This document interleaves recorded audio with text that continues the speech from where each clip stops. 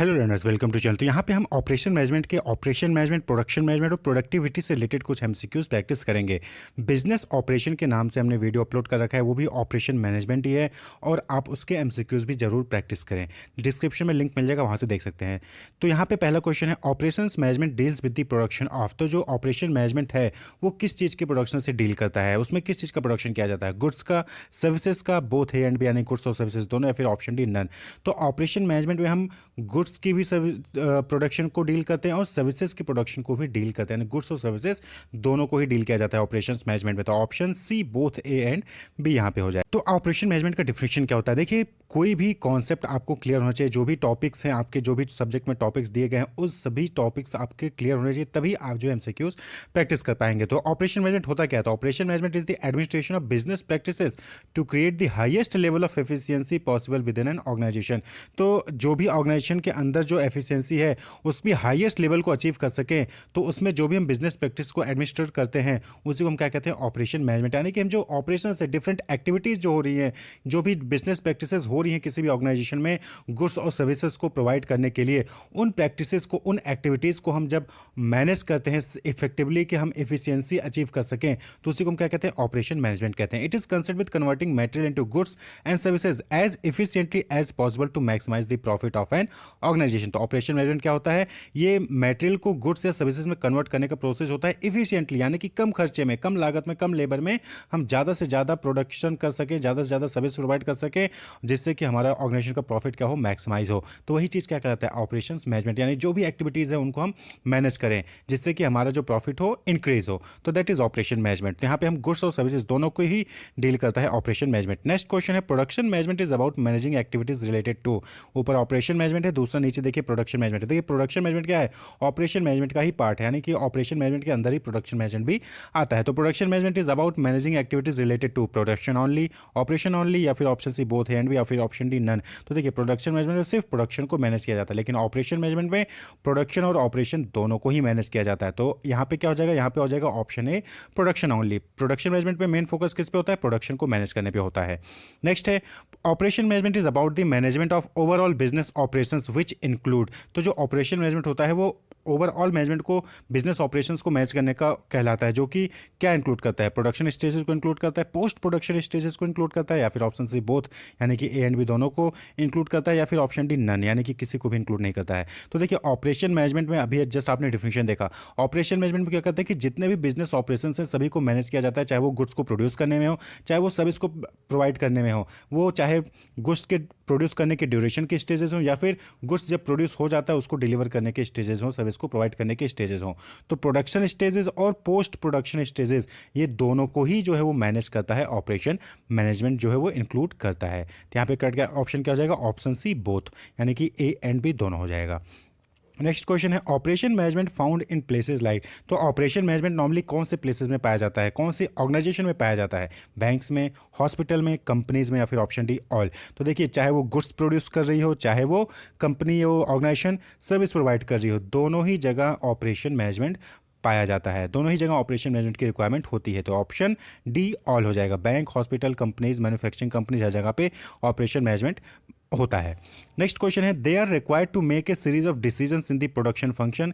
They plan, organise, staff, direct and control all the activities in the process of converting all the inputs into finished product. तो आपको बताना है कि वो नीचे दिए ऑप्शन में से कौन है जो कि प्रोडक्शन फंक्शन में जो भी डिसीजन मेकिंग होती है उसमें वो इन्वॉल्व होते हैं।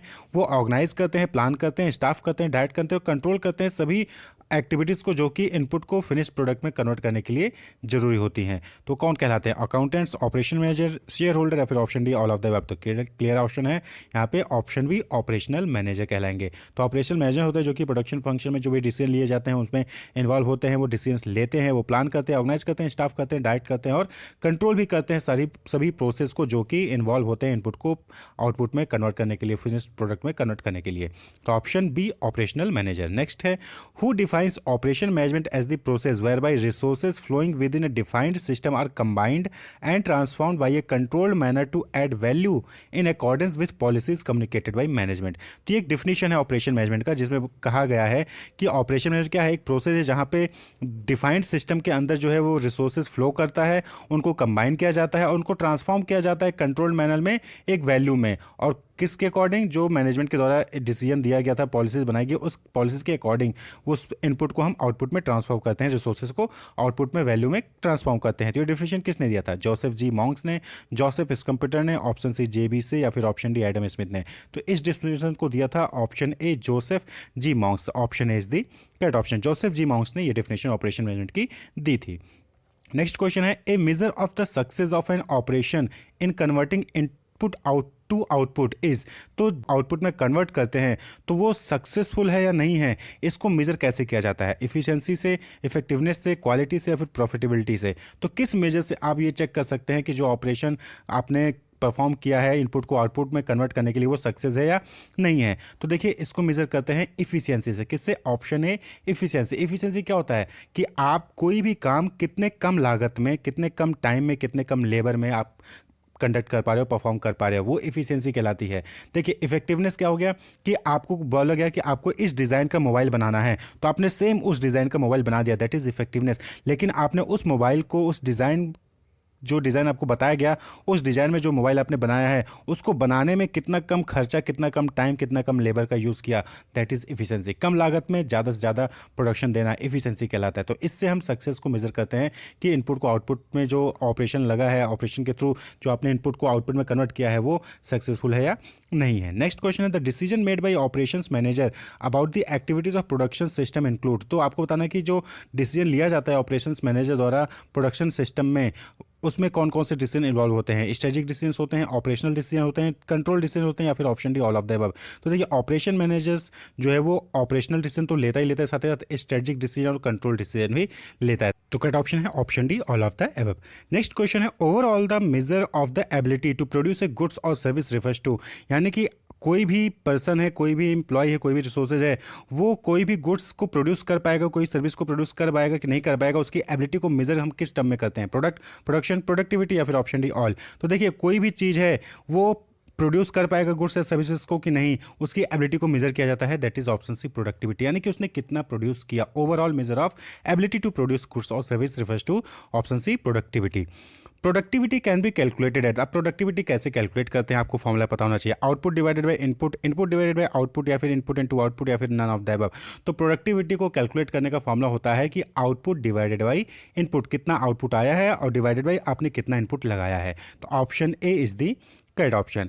नेक्स्ट क्वेश्चन है, अब उसी पे एग्जांपल है, न्यूमेरिकल बेस्ड है। A company generated $80,000 worth of goods और सर्विसेज, यानी कि क्या हो गया आउटपुट, यूटिलाइजिंग 1500 लेबर आवर, ये क्या हो गया इनपुट। तो कैलकुलेट कंपनीज लेबर प्रोडक्टिविटी। तो 18,000 वर्थ ऑफ गुड्स जो है या सर्विसेज जो है प्रोड्यूस किया गया है 1500 लेबर आवर इनपुट लगाकर।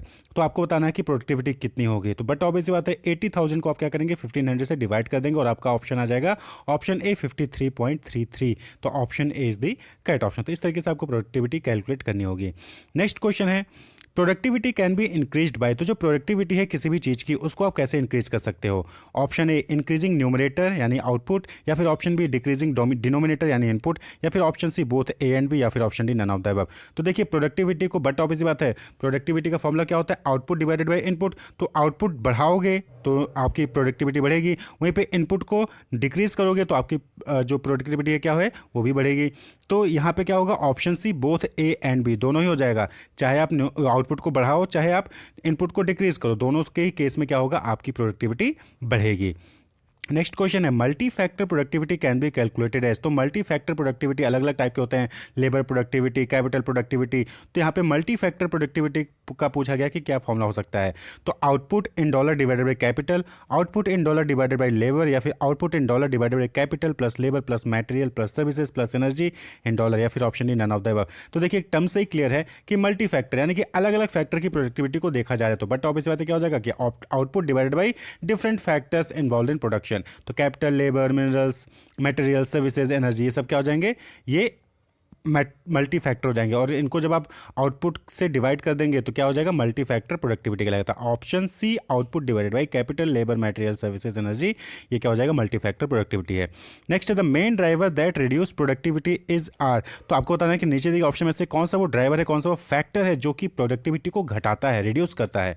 ऑप्शन ए वेस्ट, इनएफिशिएंसीज, या फिर ऑप्शन सी बोथ, या फिर ऑप्शन डी नन। तो देखिए, यहाँ पे क्या है, प्रोडक्टिविटी घटा रहा है तो वेस्टेज करोगे तो बट ऑब्वियस बात है आपकी प्रोडक्टिविटी घटेगी। वहीं पे इनएफिशिएंसी, आप एफिशिएंट हो ही नहीं, आप प्रोडक्ट बना तो रहे हो लेकिन बहुत ज़्यादा खर्चा कर दे रहे हो, यानी कि इनपुट ज़्यादा लगा दे रहे हो और आउटपुट आपका कम आ रहा है, या फिर सेम आउटपुट आ रहा है लेकिन एक्सपेंसेस ज़्यादा हो जा रहे हैं, इनपुट ज़्यादा लगा है, तो क्या हो जाएगा, प्रोडक्टिविटी घटेगी। तो यहाँ पे क्या हो जाएगा, ऑप्शन सी बोथ।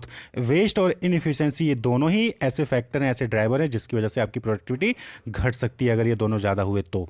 नेक्स्ट है total output divided by individual output refers to. तो टोटल आउटपुट को जब आप इंडिविजुअल इनपुट से डिवाइड करते हैं तो ये किस चीज़ का फॉर्मूला बनता है, टोटल प्रोडक्टिविटी का, पार्शियल प्रोडक्टिविटी, मटेरियल प्रोडक्टिविटी या फिर कैपिटल प्रोडक्टिविटी। तो टोटल आउटपुट, आउटपुट टोटल है लेकिन इनपुट क्या है, किसी एक इंडिविजुअल का है, चाहे वो किसी एक पर्सन का हो सकता है, जैसे 10 लेबर मिलकर काम के लेकिन आपको एक लेबर का निकालना है, तो इस तरीके से। तो ये किस चीज़ का फॉर्मूला हो जाएगा, तो ये हो जाएगा ऑप्शन बी पार्शियल प्रोडक्टिविटी, यानी कि आप सबका नहीं निकाल रहे हो प्रोडक्टिविटी, आप किसी एक का प्रोडक्टिविटी निकाल रहे हो। तो option B partial productivity, output total लोगे लेकिन इनपुट किसी एक का लोगे जिसका आपको निकालना है।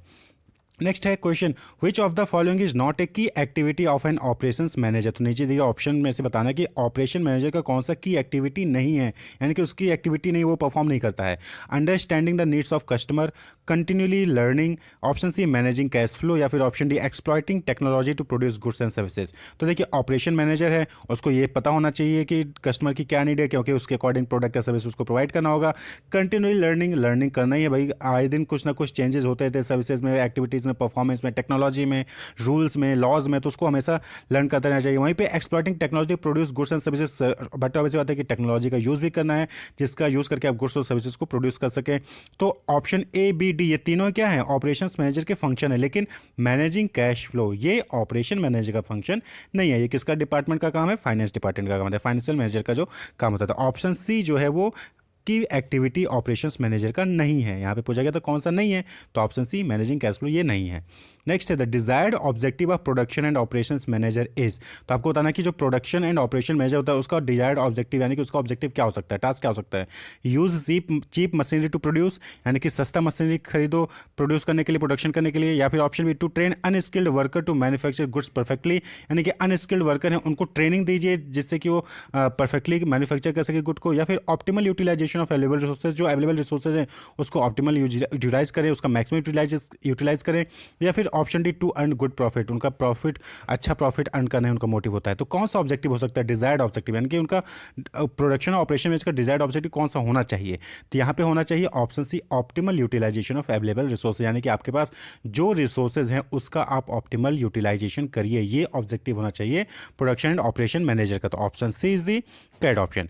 नेक्स्ट क्वेश्चन है what is the ratio of output यानी goods and services divided by one और more input such as labour, management और कैपिटल। तो आपको बताना है कि रेशियो ऑफ आउटपुट मतलब कि आउटपुट डिवाइडेड बाय वन और more input, labour, management, capital. तो इसको हम क्या कहेंगे, production productivity, total factor productivity, या फिर मल्टी फैक्टर प्रोडक्टिविटी। यहाँ पे देखिए आप फिर से मल्टी फैक्टर प्रोडक्टिविटी आपने पहले देखा था, क्या होता था, output divided by capital, management, labour, energy. तो ये क्या हो जाएगा, मल्टी फैक्टर प्रोडक्टिविटी। यहाँ पे भी वही चीज़ बोला गया कि आउटपुट डिवाइडेड बाय वन और मोर इनपुट, यह क्या हो जाएगा, option D multi factor productivity. Next question है which one is not an index of productivity, यानी कि प्रोडक्टिविटी का कौन सा नीचे दिए ऑप्शन में से इंडेक्स नहीं है। Man hour output, productivity ratio, TQM यानी टोटल क्वालिटी मैनेजमेंट, या फिर option D none of the above. तो देखिए मैन आवर आउटपुट और प्रोडक्टिविटी रेशियो दोनों ही क्या है, प्रोडक्टिविटी से रिलेटेड है, लेकिन टीक्यूएम ये टोटल क्वालिटी मैनेजमेंट ये प्रोडक्टिविटी से रिलेटेड नहीं है। तो ऑप्शन सी यानी प्रोडक्टिविटी का इंडेक्स नहीं है, तो ये क्या हो जाएगा, option C is the correct option, ये इंडेक्स ऑफ प्रोडक्टिविटी नहीं है। Next which one is not a uncontrollable factor. देखिए बहुत सारे फैक्टर होते हैं जो कि प्रोडक्टिविटी को इन्फ्लुएंस करते हैं, अफेक्ट करते हैं। कुछ कंट्रोलेबल होते हैं, कुछ अनकंट्रोलेबल होते हैं। जो कंट्रोलेबल होते हैं वो इंटरनल होते हैं, और जो अनकंट्रोलेबल होते हैं वो एक्सटर्नल होते हैं, एक्सटर्नल फैक्टर होते हैं। तो इंटरनल को तो आप कंट्रोल कर सकते हो, इंटरनल यानी कि आपके जो ऑर्गेनाइजेशन से रिलेटेड हैं, और अनकंट्रोलेबल जो कि एक्सटर्नल है, एक्सटर्नल को आप कंट्रोल नहीं कर सकते। तो यहाँ पे पूछा गया है कि which is not a uncontrollable factor, यानी कि ऐसा कौन सा फैक्टर जो कि अनकंट्रोलेबल नहीं है। तो नेचुरल रिसोर्सेज, गवर्नमेंट, ये दोनों अनकंट्रोलेबल है, लेकिन प्लांट एंड इक्विपमेंट ये कंट्रोलेबल है। पूछा गया है कि नॉट ए अनकंट्रोलेबल, तो प्लांट एंड इक्विपमेंट क्या है, ये अनकंट्रोलेबल नहीं है, ये कंट्रोलेबल है, यानी ये इंटरनल फैक्टर है। Option C is the correct option. तो इस वीडियो में इतना ही। More questions will be discussed from operation management. Keep watching, wish you all the best.